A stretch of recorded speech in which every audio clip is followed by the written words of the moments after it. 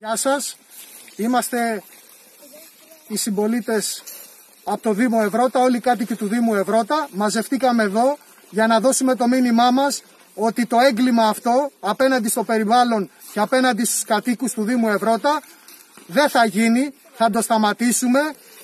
Θα μαζευτούμε όλοι οι κάτοικοι του Ευρώτα και θα σταματήσουμε αυτό το έγκλημα. Δεν πρέπει να γίνει 400 μέτρα δίπλα στον Ευρώτα και 3,5 χιλιόμετρα από τη Σκάλα, και δεν θα θυσιάσουμε τις ζωές μας και το μέλλον των παιδιών μας για το κέρδος τους. Εδώ είναι το σημείο που έχει χαράξει η Τέρνα για να γίνει το σκουπιδοεργοστάσιο με τη χωματερή και προβλεπόμενη καύση, και θα έρχονται τα σκουπίδια από όλη την περιφέρεια Πελοποννήσου. Εμείς, οι κάτοικοι του Δήμου Ευρώτα, είμαστε όλοι σύσσωμοι, θα μπούμε μπροστά να το σταματήσουμε, όπως έγινε και στη Λευκήμη. Είμαστε πάρα πολλοί και θα αντισταθούμε.